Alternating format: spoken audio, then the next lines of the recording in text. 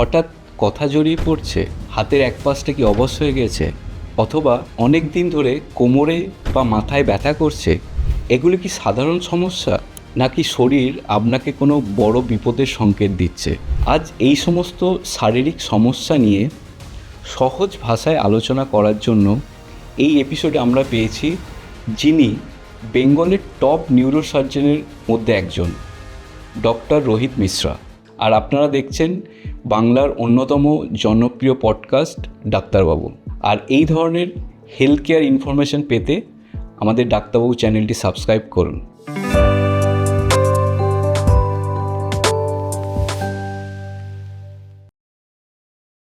নমস্কার, ডাক্তারবাবুর আজকের এই এপিসোডে আমাদের সাথে যিনি আছেন তিনি কলকাতার টপ নিউরোসার্জনের মধ্যে একজন। ওনার নাম হচ্ছে ডক্টর রোহিত মিশ্রা। নমস্কার স্যার, আমাদের পডকাস্ট চ্যানেলে আসার জন্য অসংখ্য ধন্যবাদ। Thank you. আপনি যে এত ব্যস্ততার সময়ের মধ্যেও আমাদের টাইম দিয়ে দেন তার জন্য অসংখ্য ধন্যবাদ। থ্যাংক ইউ স্যার, শুরু করার আগে যেটা আমরা জানতে চাইবো যে আপনি নিউরোসার্জারিকে অ্যাজ এ কেরিয়ার কেন বেছে নিলেন? দেখুন, নিউরোসার্জারিকে ক্যারিয়ার থেকে নেওয়ার আগে তো আগে ডাক্তার হতে হবে। তো বেসিক্যালি আমাদের ফ্যামিলি বিজনেস ওরিয়েন্টেড ফ্যামিলি ছিল। তো ডাক্তার তো দূরের কথা, কেউ সায়েন্স নিয়েও পড়েনি। তো আমি প্রথম ছিলাম যে সায়েন্স নিয়ে পড়েছি। পরে সায়েন্স নিয়ে যখন পড়ছিলাম তখন দেখলাম কি বায়োলজিতে ইন্টারেস্টটা ভালো আছে, ঠিক আছে ডাক্তার হবো। তো তারপর এন্ট্রেন্স পরীক্ষা দিয়ে এমবিবিএসে ঢুকে, তো it was in the time of MBBS যে আমাদের ফার্স্ট ইয়ারে এমবিবিএসে অ্যানাটমিতে ডিসেকশন হয়।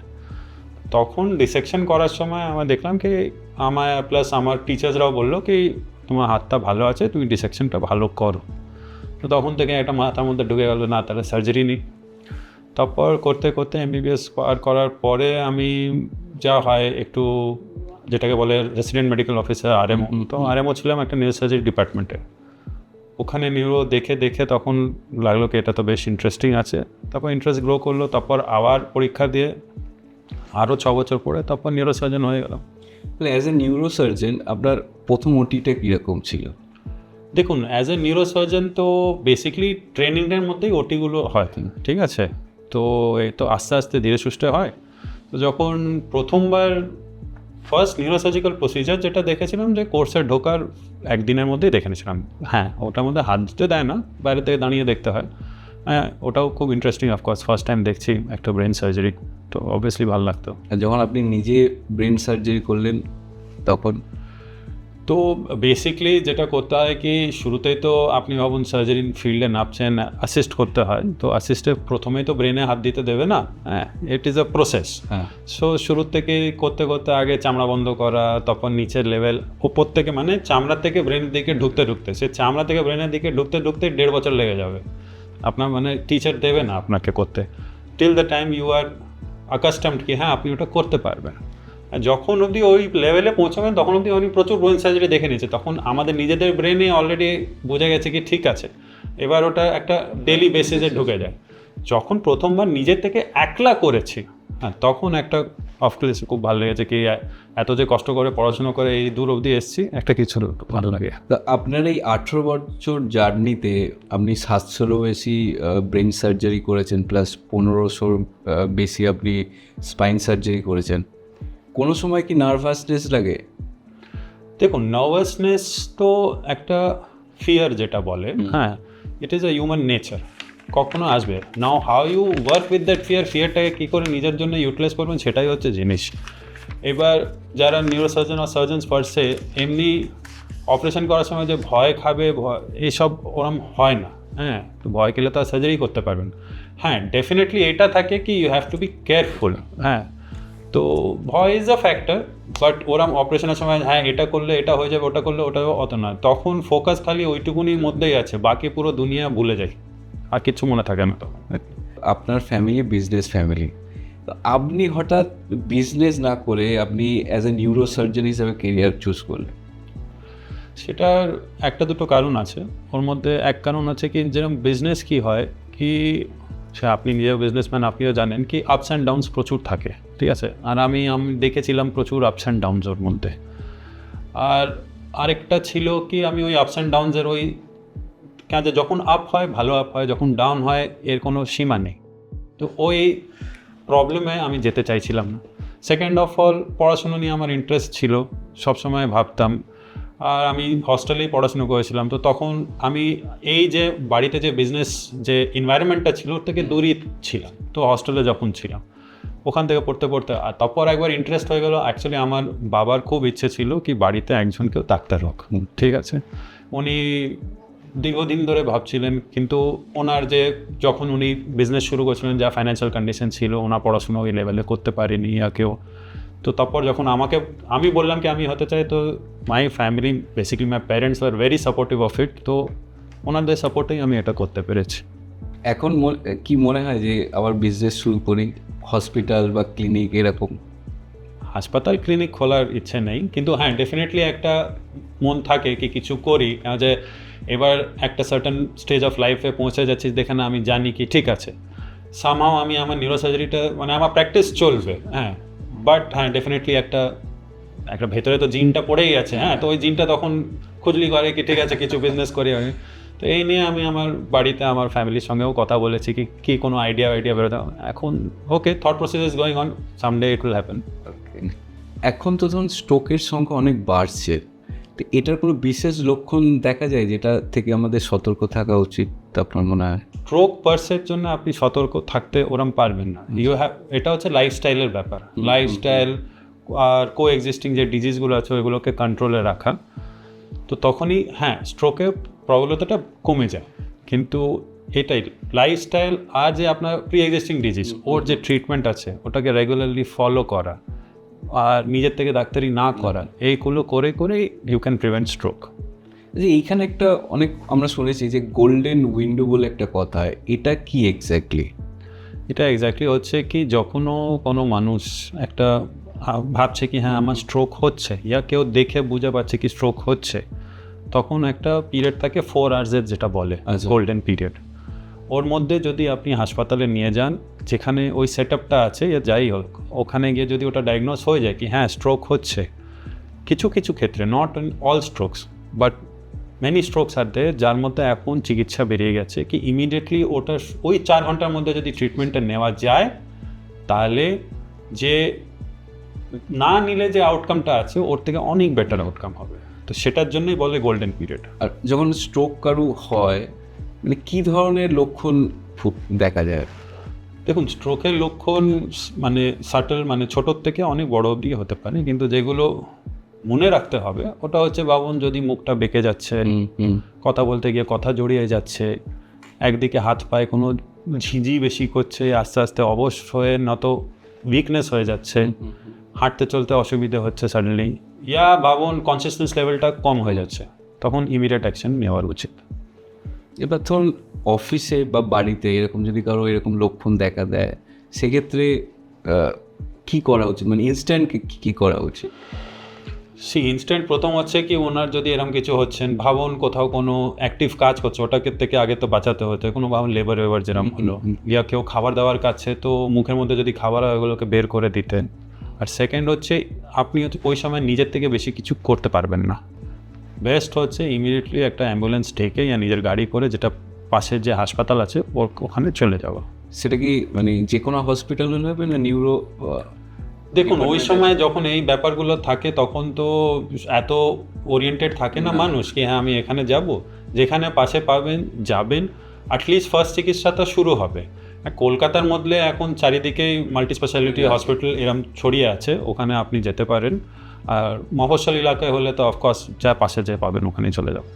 আচ্ছা এইরকম কি কিছু হয় যে বয়স্কদের বেশি স্ট্রোক হয় আর ইয়াংদের কম হয়, এরকম কিছু হয় না? এখন না সমান বলে নেই, ডেফিনেটলি বয়স্কদের বেশিই হয়, এর মধ্যে কোনো ডাউট নেই। হ্যাঁ কিন্তু যে স্ট্রোক হওয়ার যে চান্সেসটা আছে, যে আগে যেটা এজ গ্রুপটা আগে আরেকটু মিডল এজ থেকে আপ বেশি হচ্ছিল, থেকে এখন ইয়াঙ্গার এজ বাই 30+ থেকেও দেখা শুরু হয়ে যাচ্ছে। এটা হওয়ার কি কারণ কি লাইফস্টাইল না আরও কিছু? দেখুন লাইফস্টাইল টোটালি ওটার উপরে না, এটার একটা মেন কারণ হচ্ছে কি ভাবুন আপনার ব্লাড প্রেশারের রোগ আছে, এখন এইগুলো বেশিরভাগ সময় আনডায়াগনোজ থাকে। একটা সার্টেন এজ একটা 30 to 35 এজে তখন ভাবে কি আমার কি এসব হতে পারে, ও ভাই না, এবার ভাবুন কারো ডায়াগনোস হয়েও গেল, ও বলবে কি আমি এখন যোগব্যায়াম করে আমার লাইফস্টাইল মডিফিকেশন করে আমি ব্লাড প্রেশারের ওষুধ খাবো না। কিন্তু এই সব করে তো একটা ট্রিটমেন্ট হয় না। যেরকম ডায়াবেটিস যার খারাপ আছে ওকে ওষুধ নিতেই হবে, একটা সার্টেন লেভেলের পরে diet control is not going to help you. Similarly blood প্রেশারের রোগেও after certain point you have to take the medication to control your blood pressure. এবার এটা যদি না নেন তখন স্ট্রোকের চান্সটা বেড়ে যায়। এইটাই হচ্ছে মেন ফ্যাক্টরটা একটা এসে যায় কি ওই যে আনডায়াগনোসড অ্যান্ড আনকন্ট্রোলড হাইপারটেনশন। মানে আমার যদি ব্লাড প্রেশার বা ব্লাড সুগার থাকে, আমি যদি প্রপার ওষুধ না খাই টাইমলি, তাহলে আমার স্ট্রোক হওয়ার সম্ভাবনা থাকে বেশি। হ্যাঁ অবভিয়াসলি থাকতেই পারে। আর ধরুন এই যে ধরুন স্মোকিং বা অ্যালকোহল কনজিউম, সেইগুলো তো কো ফ্যাক্টরস আছেই, স্ট্রেস আছে, স্মোকিং আছে, এগুলো কো ফ্যাক্টর আছে, নাইট পার্টি ডেফিনেটলি আছেই এসব, কোনো এগুলো তো সরানো যাবেই না। কিন্তু হ্যাঁ মানে this are not the only factors. এখন আরেকটা ব্যাপার হচ্ছে এখন ডায়াগনোসিস ইমপ্রুভমেন্ট হয়ে গেছে, মানুষের নলেজ বেটার হয়ে গেছে, তাই হাসপাতালে পৌঁছে যাচ্ছে আর ডায়াগনোস হচ্ছে কি এটা স্ট্রোক, আমরা তো আগে তো বুঝতেই পারতাম। ধরুন অনেকের ক্ষেত্রে অনেকের একটা মিসকনসেপশন আছে যে হার্ট অ্যাটাক আর স্ট্রোকের মধ্যে, এটা ডিফারেন্সটা কি? দেখুন কি আছে কি যারা আগে, এখন তো তাতেও বিকজ অফ দি নলেজ লোকজন একটু বুঝতে পেরেছে, কিন্তু আগে সবাই এটাই ছিল স্ট্রোক মানে হচ্ছে হার্ট অ্যাটাক, ঠিক আছে, মানে আমার স্ট্রোক হয়েছে। তো ওটা কি বলতো না আমার বুকে ব্যথা হয়েছে, আমার স্ট্রোক হয়ে গেছে। বাট স্ট্রোক বুকের ব্যথার সঙ্গে কোনো রিলেশন নেই। বাট ইভেন এখন অনেক মানুষ এটাই ভাবে। হ্যাঁ সেটা তো ভাবছেই, কিন্তু হ্যাঁ এইসব ভাবুন যে ইউটিউব গুগল এইসব যত এত বিভিন্ন ইনফরমেটিভ সেন্টার্সগুলো আছে ওটার দিকে লোকজন তাতেও বুঝতে পেরেছে কি stroke is separate, heart attack is separate. Stroke মানেই হচ্ছে ইট ইজ ব্রেন রিলেটেড, আর হার্ট অ্যাটাক তো আলাদা হয়ে গেল, যেটাকে আমরা বলি ভাবুন MI angina, heart related. Stroke যেই শব্দটা যখনই হয়েছে হবে এটা ব্রেন রিলেটেডই আছে। আচ্ছা আরেকটা জিনিস যেটা দেখেছি, স্ট্রোকের পরে অনেক সময় একদিকটা প্যারালাইজ হয়ে যায় বা কথা ঠিক করে বলতে পারে না, এটা কি পুরোপুরি ঠিক হয়ে যায় না এটা লাইফ টাইমই থেকে যায়? দেখুন ওটা ডিপেন্ড করে কি কতটা ড্যামেজ হয়েছে ব্রেনটায়, ঠিক আছে। এবার নিউরাল টিস্যু মানে nerve tissue anywhere in the body, এরম জিনিস কি একবার আঘাত হলো, সেটা ট্রমা হয়ে হলো ইয়া স্ট্রোক হয়ে হলো ইয়া যাই হয়ে হলো, একবার খারাপ হলে ওটা কোনোদিনও ঠিক হয় না। বাকি সব লিভার গ্রো করে যাবে, বোন গ্রো করে যাবে, nerve will never grow, it cannot be regenerated as such. এখন অবধি তো অ্যাটলিস্ট সায়েন্স অত দূর পৌঁছয়নি। এখন এইটা কতটা আপনার ব্রেন ড্যামেজ হয়েছে, কোথায় ড্যামেজ হয়েছে, কী রকম ড্যামেজ হয়েছে ওর ওপরে ডিপেন্ড করে। বেশিরভাগ সময় কী হয় ভাবুন কোনো ড্যামেজ হলো, ওর পাশে যে ব্রেনটা আছে ওটা চেষ্টা করে ওর কাজটা কিছুটা সামলে নেওয়ার। এখন প্রশ্নটা যেটা হচ্ছে কি হ্যাঁ আমার কথাটা জড়িয়ে গেল, আমার প্যারালাইসিস হলো, এগুলো হলো, কতটা স্ট্রোক হয়েছে ওর উপরে ডিপেন্ড করবে। কতটা প্যারালাইসিস হয়েছে, যার একদম জিরো হয়ে গেছে ওর ফেরত আসার চান্স একটু কমে যায়, যার এখন ভাবুন অতটা হয়নি মাঝখানে লেভেলে আছে, যেটা ভাবুন আমাদের গ্রেড 2 গ্রেড 3 পাওয়ার বলি, ওগুলো ইমপ্রুভ হওয়ার চান্স থাকে। হ্যাঁ কিন্তু এর মানে এইটা নয় কি আমার আজকে প্যারালাইসিস হয়েছে তো আমার জীবনে প্যারালাইসিস ঠিক হবে না, অবভিয়াসলি হতে পারে, পিওরলি ডিপেন্ড করে যেটা ফ্যাক্টর বললাম, আর প্লাস রিহ্যাবিলিটেশনের ওপরে। আচ্ছা আজকের দিনে ব্যাক পেন আর যে কোমরে ব্যথা এটা খুব কমন প্রবলেম, তো এটা কিভাবে আমরা বুঝবো যেটা স্পাইনের প্রবলেম না এটা কোমরের সাধারণ ব্যথা? দেখুন কোমর মানে তো বেসিক্যালি আপনার যে স্পাইন তো মিডলাইন স্ট্রাকচার একদম মাঝখানে আছে, ওর পাশে আপনার সাপোর্টিং মাসেলসগুলো আছে যেটা ব্যাকে, আর ব্যাকে কিছু নেই। হ্যাঁ অফকোর্স ওপর নিচ আছে, অ্যানাটমিক্যালি আপনি দেখতে গেলে অনেক কিছু আছে, বাট যেটা কমন ভাষায় হচ্ছে এইটা। কোমর ব্যথা মানে হচ্ছে ইয়া তো স্পাইনাল ব্যথা ইয়া স্পাইনের পাশে যে মাসেলগুলোয় কোনো ব্যথা আছে, তো everything comes back to related to spine only. তো কোমর ব্যথা মানেই হচ্ছে it is spine related, weather বোন এলিমেন্ট না মাস্কুলার এলিমেন্ট সেটা ডাক্তার ডিসাইড করবে কি কী আছে। স্লিপ ডিস্ক যে হয় এটা কেন হয়? এটা দেখুন তো primary cause of slip disc is কি ডিজেনারেশন, যেটা বলি কি ক্ষয়ে গেছে ওই জায়গাটা, মানে হাড় ক্ষয়ে যায়, হাড় ক্ষয়ে যাচ্ছে, ডিস্কটাও বেরিয়ে আসছে, it's a degenerative process, the major factor, ঠিক আছে। এর মধ্যে কন্ট্রিবিউটিং ফ্যাক্টরস হতে পারে ওয়েট, পোশ্চার, জব প্রোফাইল কি আছে, এসবের ওপরে। এজ কি ডিপেন্ড করে? Obviously age is a big factor, because যেরকম এজ করবে যেরকম মানুষ ডিটোরিয়েট করছে ওরকম স্পাইনও ডিটোরিয়েট করছে, হ্যাঁ তো এটা তো হবেই। তো ওটাই মেইন ফ্যাক্টর হচ্ছে ডিসঅর্ডার। হ্যাঁ, of course there are other things, যেরকম ট্রমা হলো ওর মধ্যেও ডিস বেরোতে পারে, ইয়া যেরকম বললাম জব ওরিয়েন্টেড হতে পারে, কিন্তু মেইন হচ্ছে এই ডিজেনারেশন প্রসেসে ডিসটা বেরিয়ে যায়। মানে এখন তো ধরুন আমরা যে সময়ে আমরা দিয়ে যাচ্ছি, যে সময় দিয়ে যাচ্ছি, আমাদের ম্যাক্সিমাম সময় 7-8-10 ঘন্টা আপনি ধরেই চলুন আমাদের ল্যাপটপের সামনে সারাদিন বসেই কাজ করতে হয়। সেক্ষেত্রে এটা এই ধরনের প্রবলেম হওয়ার চান্সেস অনেক হাই। অবভিয়াসলি অনেকটাই হয়। তো সেক্ষেত্রে কি করলে অনেকটা কমানো যেতে পারে? দেখুন, এই যে ব্যাপারটা আছে যে মানে বেশিরভাগ এখন আমরা ডেস্ক ওরিয়েন্টেড জবে আছি, অ্যাটলিস্ট আমরা যার সঙ্গে কথা বলছি ওদের, হ্যাঁ, তো ডেস্ক ওরিয়েন্টেড জবেই আছি। তো ইনফ্যাক্ট বলতে পারবেন আমার যেখানে প্র্যাকটিস আছে আমাদের ওখানে আশেপাশে প্রচুর আইটি সফটওয়্যারের কোম্পানিগুলো থাকে।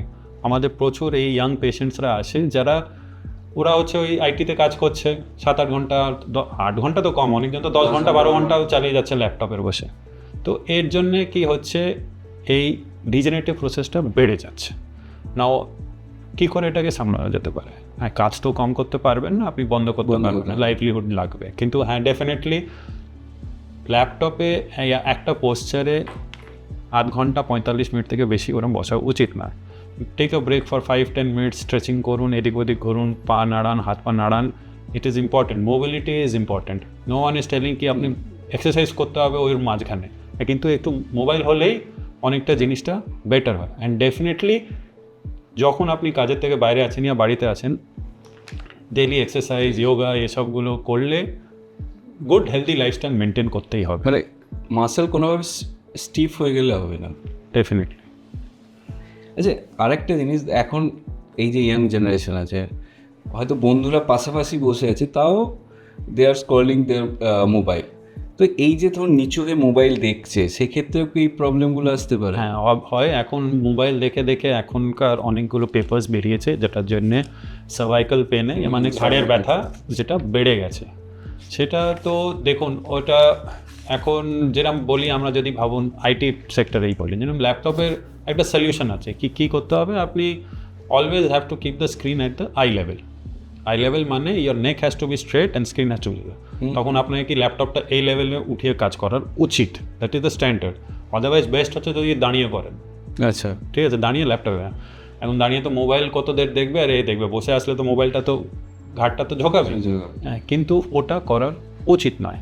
বলা সহজ, কিন্তু হ্যাঁ ওয়ান আপ। আচ্ছা, একজন পেশেন্ট মানে কোন ক্ষেত্রে বুঝবে যে তার একজন ফিজিওথেরাপির কাছে যাওয়া উচিত, না কখন সে যাবে একজন নিউরো সার্জনের কাছে? দেখুন, সবসময় প্রথমে নিউরোসার্জন তো অনেকটা দূরে গিয়ে পড়ে, হ্যাঁ, because we are very super specialist. আগে তো আপনি নিজের যে ফ্যামিলি ডক্টর ওর কাছে যেতে হবে, ফিজিওথেরাপিস্টের কাছে আগে যাওয়ার আগে ফ্যামিলি ডক্টরের কাছে যেতে হবে। ফ্যামিলি ডক্টরের কাছে গিয়ে উনি যে চিকিৎসা করছেন, কেন যে কোনো আপনার স্পাইন প্রবলেম হলো, প্রাইমারি ট্রিটমেন্ট ইজ মেডিকেল, ঠিক আছে, আগে ওষুধ দিয়ে চিকিৎসা, নিজের থেকে বাড়িতে এক্সারসাইজ এইগুলো করেন। উনি যদি বলেন ইয়া কোনো স্পাইন স্পেশালিস্টকে দেখান, ইয়া নিউরো ডাক্তারকে দেখান, ইয়া উনি বললেন কোনো ফিজিওথেরাপি দেখান, তাহলে আপনি গিয়ে ফিজিওথেরাপি করলেন। এবার এইসবও করা কালীন ইয়া আপনার ডাক্তার বললো কি না, আপনি ডাইরেক্টলি নিউরোর কাছে গিয়ে দেখান, তাহলে নিউরোসার্জনকে গিয়ে দেখানো উচিত। স্পাইন সার্জারি মানে একটা ভয় মানুষের মধ্যে আছে, এটা কারণ কি? দেখুন, বেশিরভাগ হচ্ছে কি যেটা আমরা দেখি, দেখা যাচ্ছে কি ওরা স্পাইন সার্জারি লাগবে, ওর ছাড়া যেমন আমি বললাম প্রথম চিকিৎসাটা ওষুধেই আছে, ওষুধ, ফিজিওথেরাপি, লাইফস্টাইল মডিফিকেশন, এগুলোতে যখন হয় না, ইয়া আমরা যখন এমআরআই এসবে দেখা যাচ্ছে কি এই জিনিসটা ওষুধের বাইরে চলে গেছে, হবেই না, তখন সার্জারি করতেই হবে। তখন মানুষের কি থাকে, মানুষের ফার্স্ট থিং থাকে কি আমার বাড়ির পাশে একজন ছিলেন যিনি স্পাইন সার্জারি করেছেন, ওর পরে উনি মানে বিছনায় শয্যাশায়ী হয়ে থেকে গেছেন। এটা হচ্ছে স্ট্যান্ডার্ড আনসার, ঠিক আছে, but this is not the right thing, it does not happen like that. হ্যাঁ, কারোর অন্য কি কোন কারণে কে কি হয়েছে সেটা তো কেউ জানে না, কিন্তু এটা মিথ আছে একটা। কি এই প্রশ্নটা আমি পরেই করতাম আপনাকে, যে অনেকেই ধারণা যে স্পাইন সার্জারি মানে বিছানায় শুয়ে থাকা সারা জীবনের জন্য। না, একদমও নয়, একদমও নয়। বিছানায় শুয়ে থাকার এগুলো কেসগুলো যারা আসবে ওরা অলরেডি বিছানায় শুয়ে আছে, আনফর্চুনেটলি কোনো কারণে ওনাদের উইকনেস পাই হয়ে গেছে। বাট যে হাঁটা চলা মানুষের স্পাইন সার্জারি করে যে একদম বিছানায় পড়ে থাকবে, এরম হয় না। আচ্ছা, এটা কি শুধু স্পাইন সার্জারি বলেই ভয় পায়, না সার্জারি বলে ভয় পায় লোকে? আপনার কি মনে হয়? সার্জারি বলে সবার একটা তো ভয় থাকবেই, হ্যাঁ, একটা তো ফিয়ার ফ্যাক্টর থাকবে কি নিজের ওপরে কাটাছেড়া হচ্ছে, এসব তো একটা ফিয়ার ফ্যাক্টর থাকবে। কিন্তু স্পাইন সার্জারির মধ্যে আরও ফিয়ার ফ্যাক্টর এসে যায় কেন, যে ওই ভাবে কি আমি আর এর পরে কোনোদিনও চলতে পড়তে পারবো না, হ্যাঁ, আমি আমার হাঁটতে পারবো না, আমার যদি খেলাধুলো করা আছে আমি করতে পারবো না, এইটা একটা মেজর ভয়। আচ্ছা, একটা এখন যেটা এসছে মিনিমাল ইনভেসিভ সার্জারি, এটা কি? তো বেসিক হচ্ছে এটা নিয়ে এখন খুব লেখালেখি। হ্যাঁ, তো এটা হচ্ছে কি স্পাইন সার্জারি আগে যেরকম হতো অনেকটা কেটে করতে হতো, ঠিক আছে, কেটে ওই জায়গায় গিয়ে বেসিক স্পাইন সার্জারি মেন উদ্দেশ্যটা হচ্ছে এক হচ্ছে নার্ভ টিস্যুটাকে ডিকম্প্রেস করা, মানে ওর চাপটা সরানো, আচ্ছা, যার জন্যে ব্যথাটা কমবে। আর দ্বিতীয় হচ্ছে যদি দরকার লাগে ওই জায়গাটাকে স্টেবিলাইজ করা। কী দিয়ে স্টেবিলাইজ করা? স্ক্রু আর রড দিয়ে ওটাকে স্টেবিলাইজ করতে হয়। এটা হচ্ছে দুটো মেন কাজ। এবার এই কাজটা আগে বড় করে খুলে খালে করতে হতো, কিন্তু এখন এই যে মিনিমালি ইনভেসিভ স্পাইন সার্জারি ওর রোলটা হচ্ছে কি ছোটো কাটে মাসেলকে বেশি আঘাত না করে ওটা করলে সেম রেজাল্টসই পাওয়া যাচ্ছে, but definitely the outcome is better. আর পেন ফ্যাক্টর, পোস্ট অফ যে পেন হয় ইয়া রিকভারি ইজ ফাস্টার, পেনটা কম হয়। তো মোটামুটি একটা ধরুন ওপেন সার্জারি করে একটা পেশেন্ট কতদিনের মধ্যে সুস্থ হয়, আর যদি মিনিমাল ইনভেসিভ স্পাইন সার্জারি করার পরে এই ডিউরেশনটা কত থাকে, দুটোর মধ্যে পার্থক্য? দেখুন, ওপেন সার্জারি করলেও অ্যাটলিস্ট আমার পেশেন্ট বেশিরভাগ যে আমরা যেখানেও দেখেছি, যেই দিন অপারেশন হয় ওর পরের দিন থেকে হাঁটে, এরকম কিচ্ছু না। তো মেইন ফ্যাক্টর হচ্ছে ব্যথাটা, ঠিক আছে, ব্যথাটাই হচ্ছে পোস্ট অফ একটা ব্যথা হবেই, হ্যাঁ, যে যত বেশি কাটবেন অত বেশি ব্যথা তো হবেই, এটা স্বাভাবিক। কিন্তু মিনিমালি ইনভেসিভ স্পাইন সার্জারিতে ব্যথাটা কম হয়। এবার যখন লম্বা স্পাইন সার্জারি হয়, মানে লম্বা ফিক্সেশন, ওপর থেকে নিচ ভাবুন অনেকগুলো স্ক্রু লাগাতে হচ্ছে, তখন ওপেন সার্জারিতে অনেকটা খুলতে হচ্ছে, মিনিমালি ইনভেসিভে অতটা খুলতে হচ্ছে না। তো তাই জন্য পোস্ট অফ পেনটা আরও কম হয়, মোবিলিটি আরও বেটার হয়, সেটাই হচ্ছে মেন অ্যাডভান্টেজ। আমরা এবার ব্রেন সার্জারির দিকে যদি আসি, তো সব মাথা ব্যথাই কি ব্রেনের প্রবলেম থেকে হয়? দেখুন, ব্যথা যদি আপনি এমনি কমন ল্যাঙ্গুয়েজে মানে সায়েন্টিফিকলি বলতে চান, pain is all neural related, কেন যে পেন রিসেপ্টারগুলো নার্ভকেই ধাক্কা মারছে, ওটা হচ্ছে। তো যাই শরীরে যাই হবে ওটা ব্রেনে গিয়ে যাবেই যাবে, ঠিক আছে। এখন আপনার পায়ে ব্যথা হলেও ওটা ব্রেনের জন্যই হচ্ছে, কিন্তু আপনার পায়ে ব্যথার জন্য আপনি তো ব্রেনের ডাক্তার কাছে যাচ্ছেন না, আপনি পায়ের ডাক্তারের কাছে। সিমিলারলি সব মাথা ব্যথা যে ব্রেনের ভেতরে কোনো অসুবিধা হচ্ছে বলে হচ্ছে এরম না। কানের অসুবিধা হলেও ব্রেনের ব্যথা হতে পারে, ঘাড়ে অসুবিধা হলেও মানে ব্যথাটা ব্রেনে মানে মাথায় যেতে পারে। আর বেশিরভাগ ভাবুন আপনি চোখে দেখতে অসুবিধা আছে, তখন যেরকম হয় কি আমি চশমা না পরে যদি বেশিরভাগ টিভি দেখি আর কিছু করি আমার মাথা ব্যথা করবে, তো এগুলোও হতে পারে। হ্যাঁ, পারসে ব্রেনের ভেতরে প্রবলেম আছে কি না এইটা আনটিল আনলেস কেউ নিউরো ডাক্তার দেখলো বলা মুশকিল।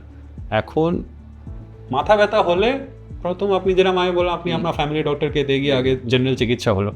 হ্যাঁ, দীর্ঘদিনের মাথা ব্যথা, ওর সঙ্গে আরও কিছু দেখা যাচ্ছে অন্য সিমটমসগুলো আছে, যেরকম বমি হচ্ছে, আর আপনার চোখে দেখতে অসুবিধা হচ্ছে বেশি, ইয়া হাতে পায়ে জোরের কোনো অসুবিধা হচ্ছে, তখন আপনাকে নিউরো স্পেশালিস্টকে দেখাতেই হবে। আর মাইগ্রেনের যে ব্যথাগুলো, দেখুন, migraine is it's a scientific diagnosis, but common ভাষায় তো এটাকে কোনো মাথা ব্যথাকেই মাইগ্রেন চালিয়ে দেয়। হ্যাঁ, ইয়া অনেক ডাক্তাররাও জানে না ঠিক করে কি মাইগ্রেনকে অ্যাকচুয়ালি কী করে কোন স্পেসিফিক ফ্যাক্টার্সকে বলে মাইগ্রেন। হ্যাঁ, তো বেশিরভাগ যে কমন মানুষ কীভাবে আমার মাথা ব্যথা হচ্ছে আমার মাইগ্রেন হয়ে গেছে, হ্যাঁ ওর জন্য চলো ওষুধ খেয়ে নিই ইয়া কফি খেয়ে নিই, এগুলো চলছে, পেন কিলার, ওটাই মেন জিনিস, ওটাই পারসিস্টেন্ট হেডেক নট সাবসাইডিং, মানে যে ওষুধ খেয়েও কম হচ্ছে না, ডেফিনেটলি কি আপনাকে একটা নিউরো ডাক্তারকে দেখানো উচিত। মানে সেটা কি কোনো মানে ধরুন এই রেগুলারিটিটা কীরকম থাকে, যে প্রত্যেক দিন হচ্ছে, না মাসে একবার হচ্ছে, না সপ্তাহে একবার হচ্ছে?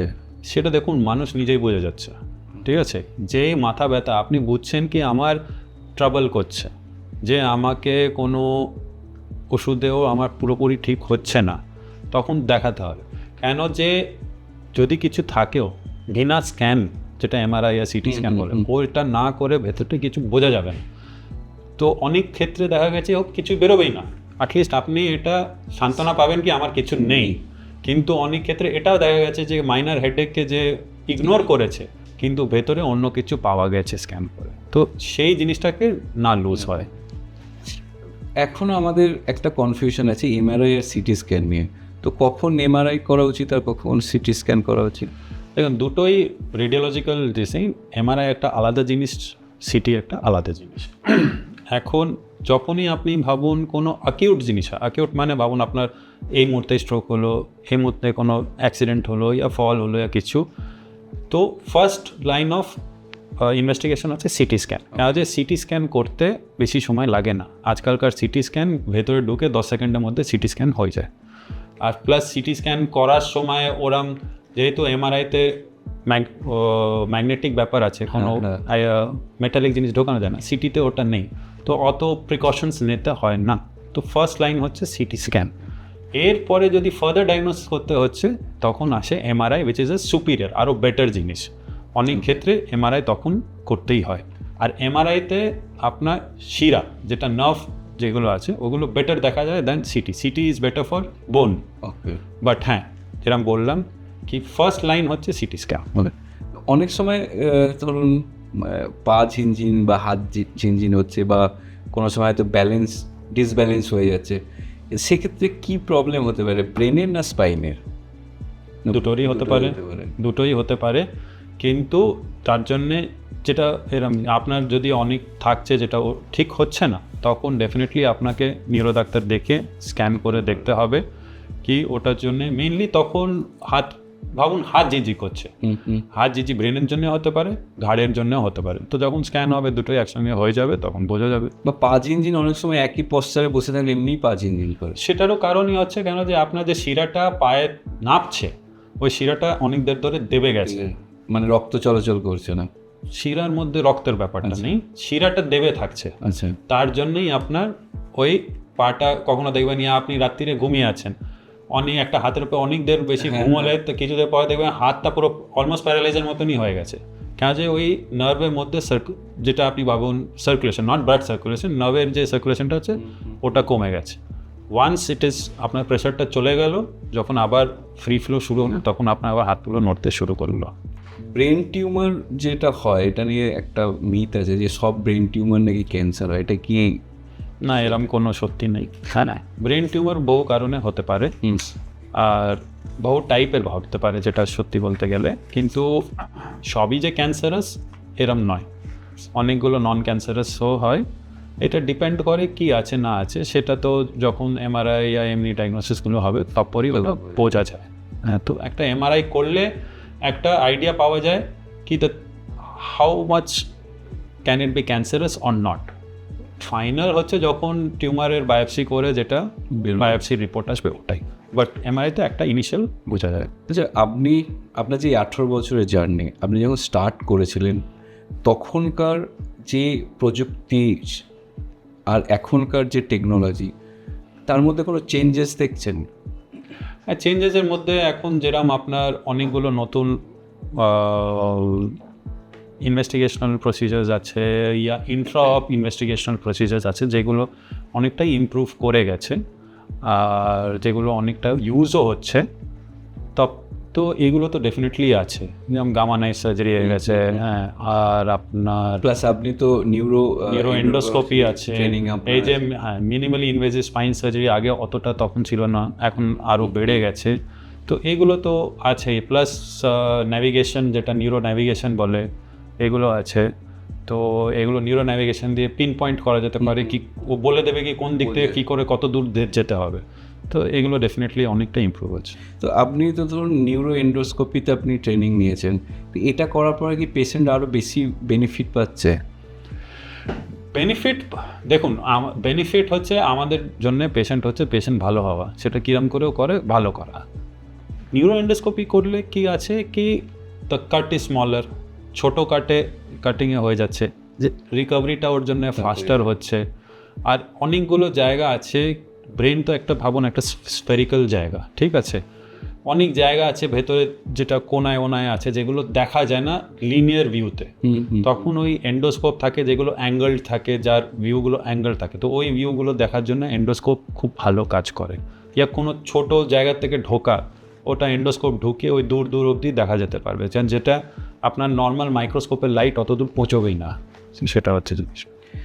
ধরুন মানে সাধারণ ক্ষেত্রে দেখা যায় পেশেন্টরা অপারেশন করতে ভয় পায়, তো এই ডিলে করার জন্য কি ক্ষতি হতে পারে বিশাল কিছু? সেটা ডিপেন্ড করে কেসের মধ্যে, কিন্তু যে ডেফিনেটলি যখন কোনো সার্জন আপনাকে বলেছে কি হ্যাঁ অপারেট করতে হবে, সেটা নিউরো ক্ষেত্রে অন্য ক্ষেত্রে যদি ওই পর্যায়ে পৌঁছে গেছে তো যত জলদি করিয়ে নেবেন অতই ভালো। আচ্ছা, একজন পেশেন্ট যখন সার্জারি করে তখন অনেক প্রশ্ন থাকে, অনেক কনফিউশন থাকে, তো পেশেন্ট হিসাবে তার ডাক্তারের কাছে কী কী জিনিস জানা দরকার যাতে কনফিউশনগুলো দূর হয়?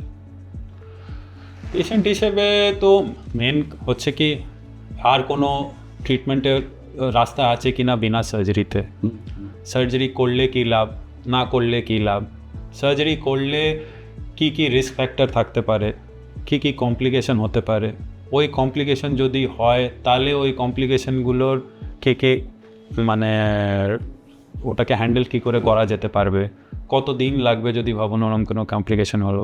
সার্জারি তো একটা পার্ট হলো, সার্জারির পরে যে রিহ্যাবিলিটেশন ইয়া ফিজিওথেরাপি এগুলো কী করে কী করতে হবে, কী করে নিজের লাইফস্টাইলটা চেঞ্জ করতে হবে, এগুলো হচ্ছে বেসিক কোয়েশ্চেন যেগুলো জিজ্ঞেস করে রাখতে হয়।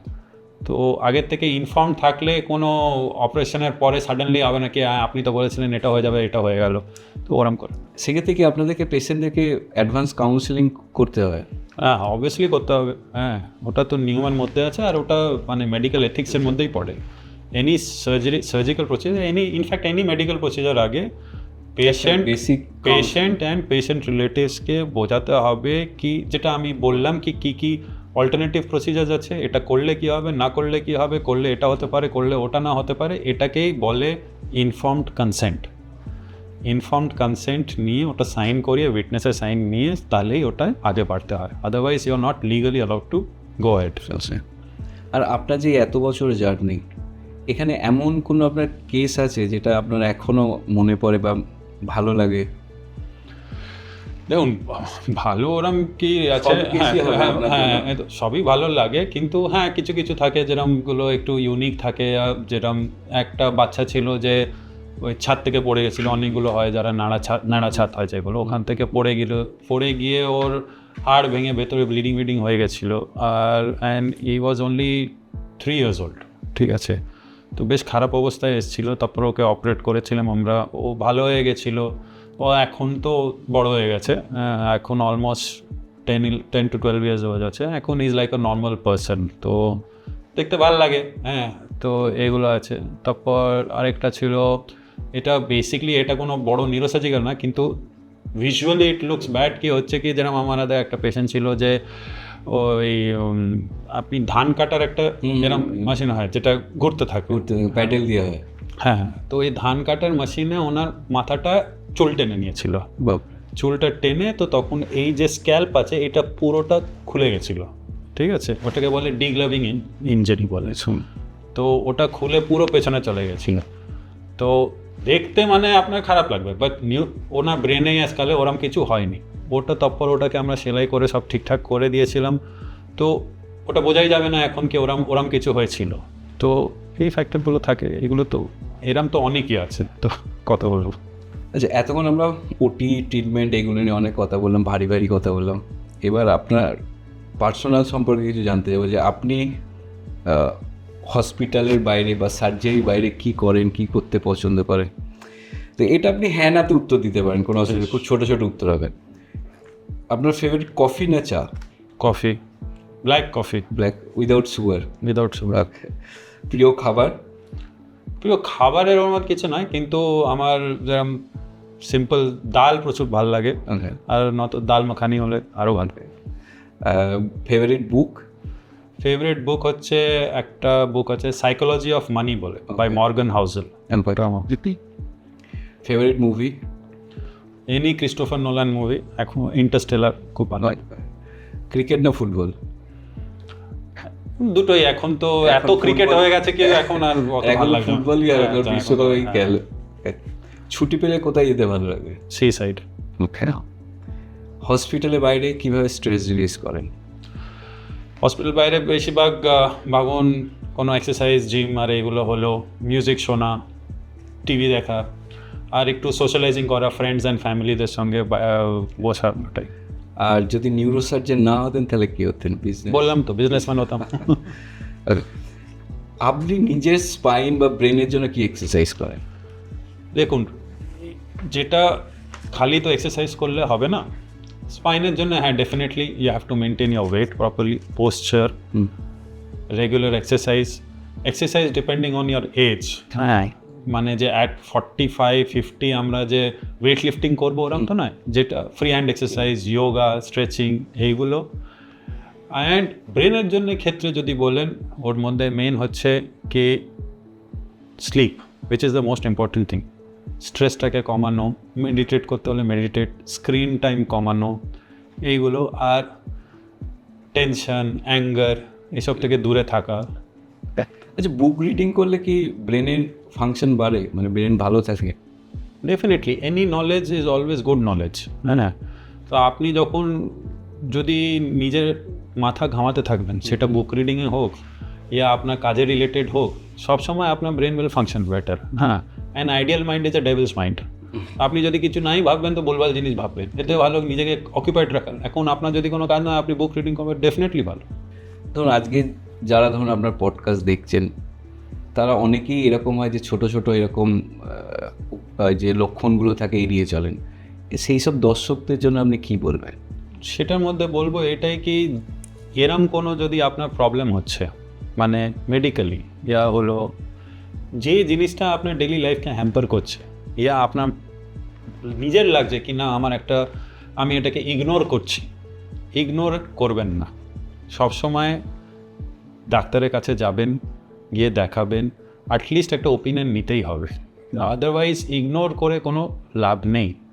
তো কেন যে অনেক ক্ষেত্রে দেখা গেছে কি ট্রিটমেন্ট জলদি শুরু করলে বেটার হবে, হ্যাঁ, অনেকবার খুব দের হয়ে যাচ্ছে, তো ইগনোর করবে। থ্যাংক ইউ স্যার, আপনি যে এত ব্যস্ততার মধ্যেও আমাদেরকে সময় দিয়েছেন তার জন্য অসংখ্য ধন্যবাদ। Thank you so much. আজকের এই আলোচনা থেকে আমরা বুঝলাম স্ট্রোক এবং স্পাইন এর সমস্যা, সময় মতো সঠিক চিকিৎসা আমাদের জীবন বদলে দিতে পারে। আর আপনাদের যদি ভিডিওটি ভালো লাগে তাহলে অবশ্যই ডাক্তারবাবু চ্যানেলটি সাবস্ক্রাইব করুন, শেয়ার করুন। আপনার একটা শেয়ার হয়তো কারো জীবন বদলে দিতে পারে। সুস্থ থাকুন, ভালো থাকুন, আবার দেখা হবে ডাক্তারবাবুর নতুন পর্বে। নমস্কার।